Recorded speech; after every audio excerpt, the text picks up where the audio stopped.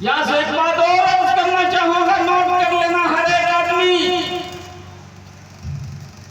इस्लाम में फितनों का जो दरवाजा खुला है, बहुत बड़ा फितना, फितने का दरवाजा सिर्फ इस बुनियाद पर खुला है कि शख्सियत या उसूलों से टकराव हुआ है, तो लोगों ने उसूल को नजरअंदाज किया है, शख्सियत को कबूल किया है। इस बुनियाद पर फितने का दरवाजा खुलता चला गया।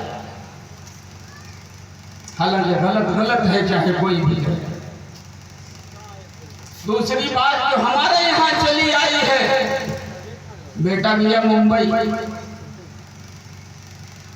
इत्तेफाक से एक्सीडेंट हो गया या और कुछ हो गया, बीमार हो गया, सारे लोग कहते हैं घर मंगाओ चाहे लाख रुपए खर्च हो जाए। मेरे दामाद जनाब मौलाना जुनैद अहमद कासमी साहब, अल्लाह ताला उन्हें करवट करवट जन्नत नसीब फरमाए, बड़े नेक बड़े सालेह, इंतकाल हो गया। मैं रास्ते में था, पटना पहुंचा हुआ, खबर आ गई है, अल्लाह को प्यारे हो गए। थोड़ी देर के बाद वहां से खबर, फिर फोन किया गया मुझको कि आप क्या कहते हैं, नमाज कहाँ होगी।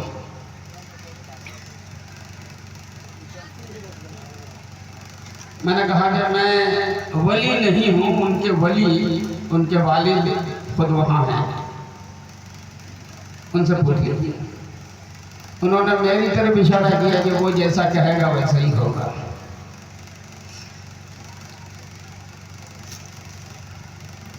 उनसे बात की मैंने कहा ये बहुत बड़ा हादसा है और इम्तिहान का मौका है आपके लिए भी, मेरे लिए भी।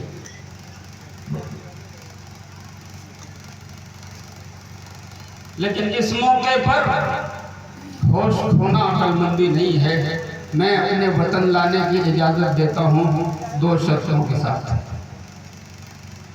पहली शर्त यह है कि यहाँ लाकर आप मुझे उनके जिंदा होने का यकीन दिला दें कि यहाँ ले आएंगे तो वो जिंदा हो जाएगा। मैं कहता हूँ उनको ले आओ।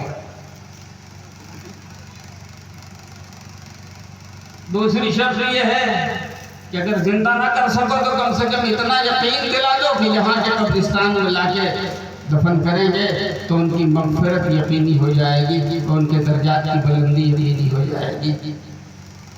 ये भी नहीं है तो मैं हरगिज़ इजाज़त नहीं देता। मैं आ रहा हूँ, नमाज वही होगी।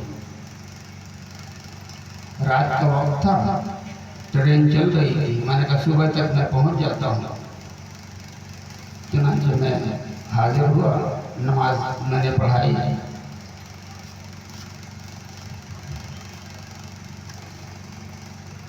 इस बीच में जो इलाके के नौजवान थे वो सब तैयार हुए। फिर मुफ्ती साहब का फोन आया मेरठ से मेरे पास कि सब जमा हैं, वो कह रहे हैं कि जो भी खर्चा होगा आप लोग ना करें, आप फिक्र मत करें, हम लोग बर्दाश्त कर लेंगे।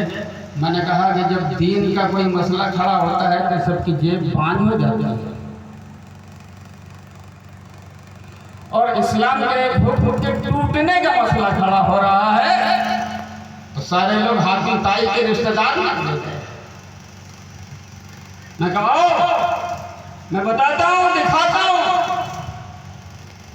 जितने लोगों ने हज का सफर किया है जन्नतुल बकी से लेके उहद तक,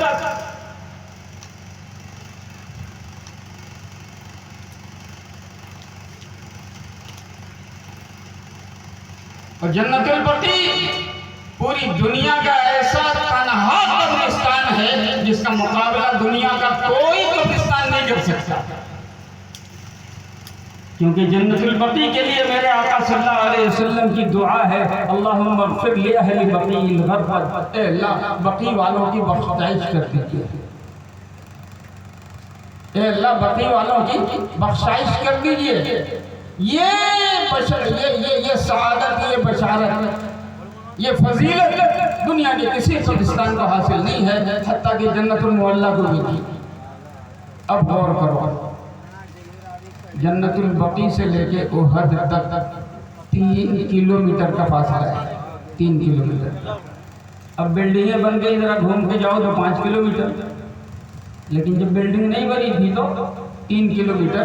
जितने हुज्जाज गए हैं वो सारे के सारे लोग जानते होंगे कि शुहदाए उहद के नाम से 70 सहाबाए किराम जो शहीद हुए थे वो सब की कब्रें वही हैं।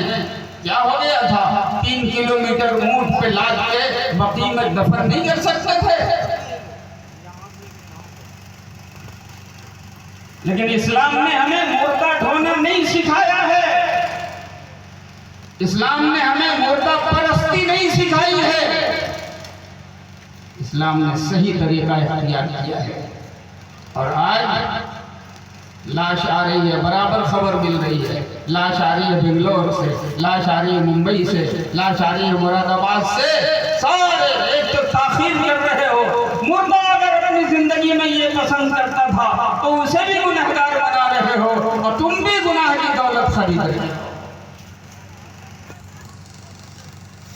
3 चीजें हैं।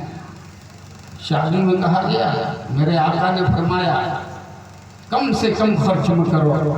आका का हुक्म तोड़ने के लिए तुम ज्यादा से ज्यादा खर्च का जुगाड़ लगाते। मेरे आका ने फरमाया इंतकाल हो जाए जल्दी दफन करो। तुम 24 घंटे 36 घंटे आका का हुक्म तोड़ते हो, बहाना बनाते हो किसी के आने का। मेरे आका सल्लल्लाहु अलैहि वसल्लम ने मिजाज दिया और बनाया, जहाँ इंतकाल हो वहीं दफन करो। तुम लाश को ढो ढो के यहाँ से वहाँ तक ला लेंगे।